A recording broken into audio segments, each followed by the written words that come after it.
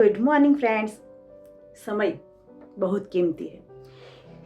एक समय की बात है, गौरव नाम का एक युवान रहता था। वो बहुत ही आलसी था और अपने जरूरी कामों को हमेशा टालता ही रहता था, जिसके कारण वो अपनी पढ़ाई लिखाई में अच्छा स्कोर कभी नहीं कर पाता था। उसके परिवार वाले भी उसे हमेशा कहते थे कि बेटा, समय का मूल्य समझो और जानो।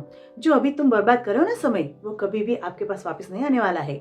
फिर भी वो उनकी बातों को नजरअंदाज करना सीख रहा था।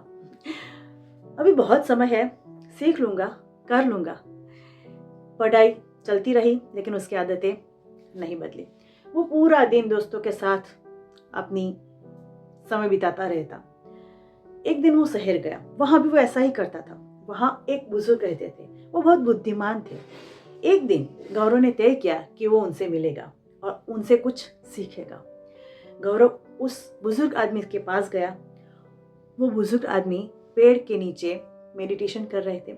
गौरव ने उसे नमस्कार किया और कहा कि मेरी मदद कीजिए, मैं जिंदगी में विफल हो चुका हूँ। हर बार मेरे दोस्त मुझसे आगे निकल जाते हैं, लेकिन मैं हमेशा पीछे ही रह जाता हूँ। मुझे उन सब से अच्छा बनना है, काबिल बनना है। मुझे बताइए मैं कैसे करूँ। बुजुर्ग आदमी ने कहा, बेटा, तुम संघर्ष झेल रहे हो क्योंकि तुम अपने कामों को हमेशा टालते रहते हो और समय की कदर कभी नहीं करते हो। मैं तुम्हें एक कहानी सुनाता हूँ जिसे तुम समय की मर्यादा समझ सकते हो। बुजुर्ग ने कहा, एक समय की बात है, एक राजा था जो बहुत दयालु था और अपनी जनता से बहुत प्यार करता था और उनकी मदद के लिए हमेशा तैयार रहता था। एक दिन उसे एक व्यक्ति मिला जो बहुत ही आलसी और गरीब था। उसके पास न तो पैसे थे, ना ही नौकरी और ना ही कोई इज्जत।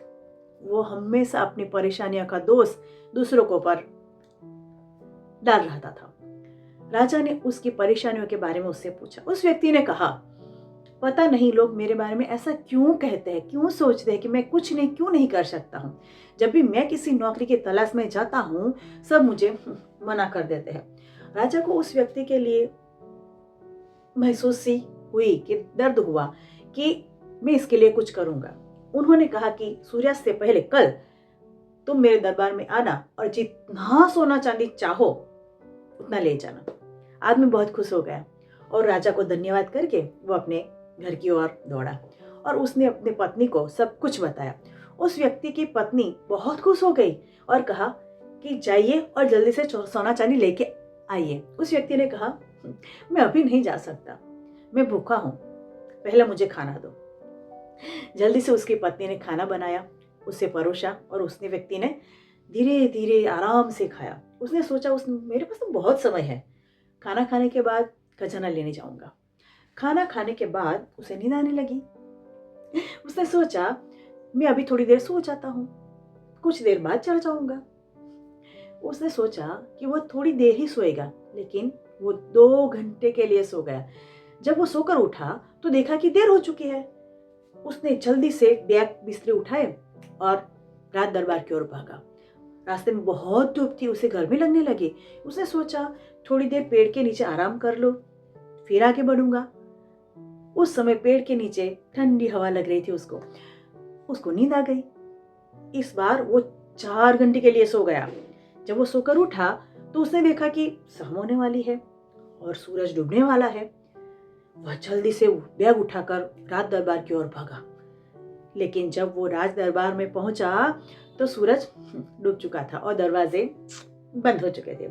वह व्यक्ति बहुत दुखी हुआ। उसने अमीर बनने का एक मौका था, वो गवा दिया क्योंकि उसने समय के मूल्य को नहीं समझा। उस बुजुर्ग आदमी ने कहानी को खत्म किया और गौरव की ओर देखा। गौरव की ओर देखा, उसको कोई जवाब नहीं था उसके पास। चुप रहा और जल्दी से घर आ गया। उसको समझ में आ गया था कि समय बहुत कीमती है, उसको बर्बाद नहीं करना चाहिए। उसी दिन से गौरव ने अपने लक्ष्य के ऊपर काम करना शुरू कर दिया। उसने अपने काम टालने वाली आदत को छोड़ दिया और वो बहुत प्रोडक्टिव बन गया। कुछ दिनों बाद वो अपने सभी दोस्तों से आगे निकलने लगा और कॉलेज का सबसे होनहार बच्चा बना। इस कहानी से छोटी है, लेकिन हमें यह सीख मिलती है कि समय बहुत कीमती है। अगर बेकार की चीज़ों में समय बर्बाद करेंगे तो हमारे पास पछता के अलावा कुछ नहीं बचेगा।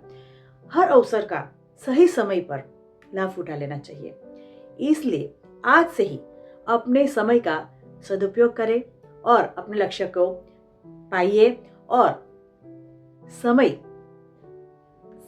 क्या है उसे एक बार सोचिए ज़रूर। 24 घंटे हर किसी के पास होते हैं, लेकिन कोई आदमी सक्सेस होता है और कोई आदमी, समझ गए आप, नीचे का नीचे ही रहता है। समय का महत्व इसी को कहते हैं। तो चलिए, ऐसे ही अच्छी अच्छी मोटिवेशनल कहानियाँ लेकर आपके सामने प्रस्तुत करती रहूँगी। तब तक के लिए धन्यवाद। और हाँ, मेरे चैनल को लाइक सब्सक्राइब करना मत भूलिए और बेल आइकन जरूर प्रेस करिएगा। तो फिर मिलेंगे अच्छी स्टोरी के साथ। तब तक के लिए कीप स्माइलिंग। धन्यवाद।